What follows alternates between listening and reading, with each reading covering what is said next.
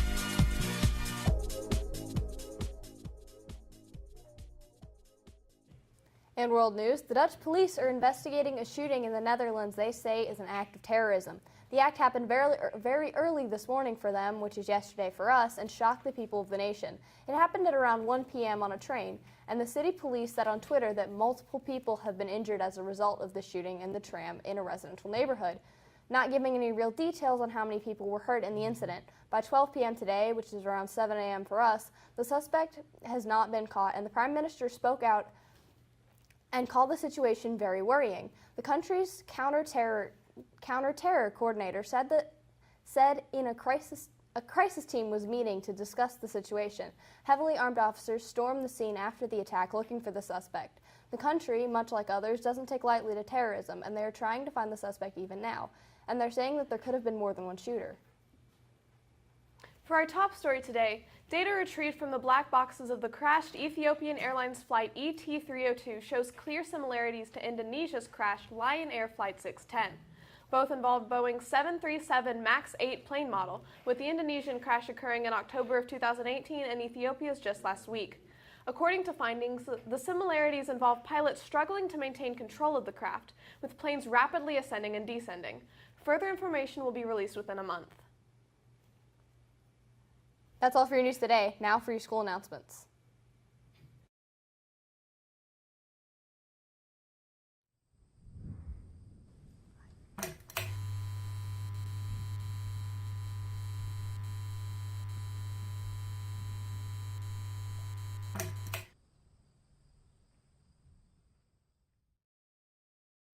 Walker Valley Speech and Debate Team is hosting a teacher talent show on March 22nd during math. You'll see Mr. Mann, Mr. Sawsville, Miss Brown, Miss Freeman, Miss Brady, Miss Pickens, and Miss Wolfert singing, dancing, tapping, twirling, and reciting. Tickets are $1 and can be purchased at the stable. Ask your guidance counselor if you qualify for admission into the advanced placement classes for the 2019-2020 school year. The classes available as of March 6, 2019 are AP Human Geography, World History, U.S. History, Literature and Composition, Language and Composition, Calculus, Chemistry, Statistics, Psychology, and Government. These classes look great on scholarships and school applications, so you don't want to miss out on this golden opportunity. That's all for your announcements. Now on to your sports with Chase and Gio.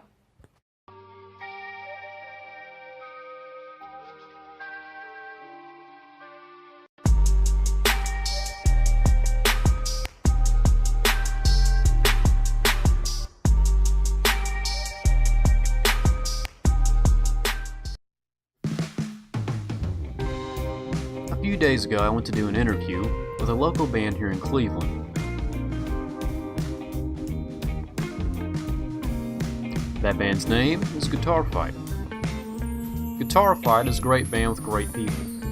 I know two of them personally, and the other one I'm getting to know. I honestly think that you guys should check these guys out. I'm Kevin Glover, and and this is Music Shoutouts.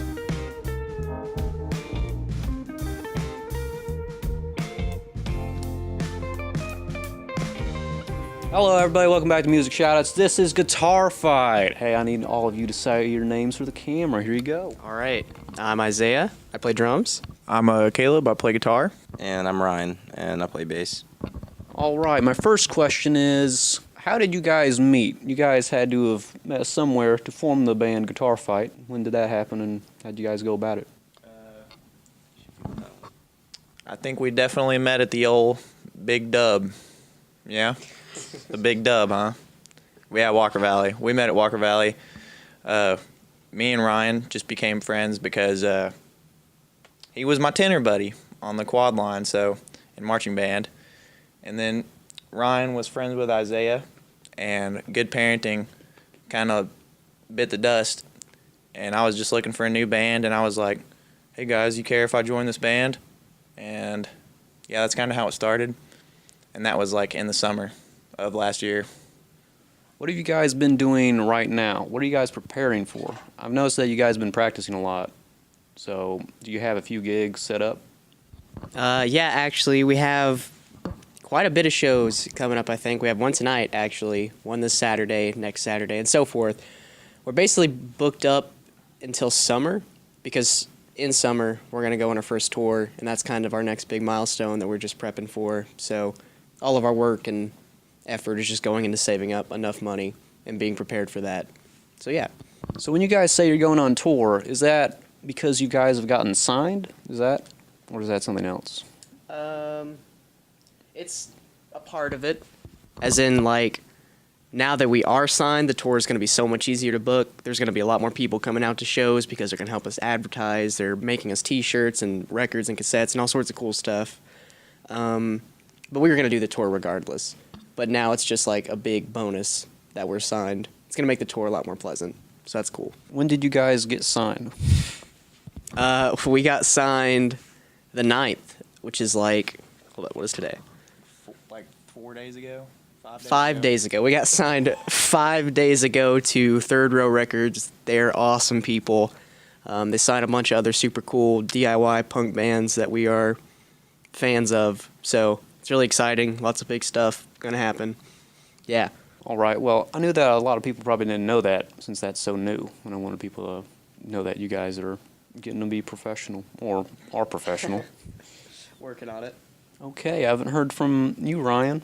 Do you have any things you want to say? Nope, no comment. I'm good. No comment? How do you feel? How do you feel things are going? I honestly don't want to get my hopes up too much, but it's kind of hard not to. Like, things are finally turning out because we just have terrible luck on a normal basis, and so it's good to finally catch a break. Now, when you say terrible luck, I know what you mean. You guys have already told me, but I think you guys should tell people who don't know what it's like to be a band here in Cleveland, Tennessee. So do you guys want to answer that?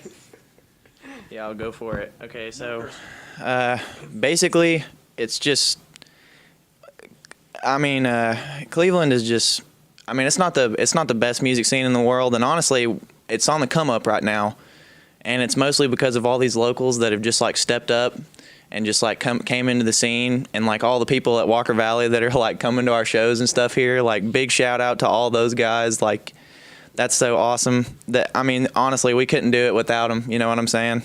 It's just awesome that we get to see it like that. But before this, it was just like, you don't play shows here. You got to go to Cloud Springs Deli or Like Ringgold, Georgia, Chattanooga. yeah, or just like any house that'll take you, you know, and Not it's get paid. and not get paid ever.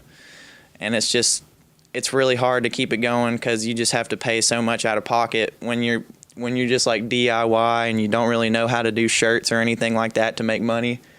So that's a rough thing. And then there's just, being a musician just comes with so many, there's just a lot of things that can go wrong at like a moment's notice.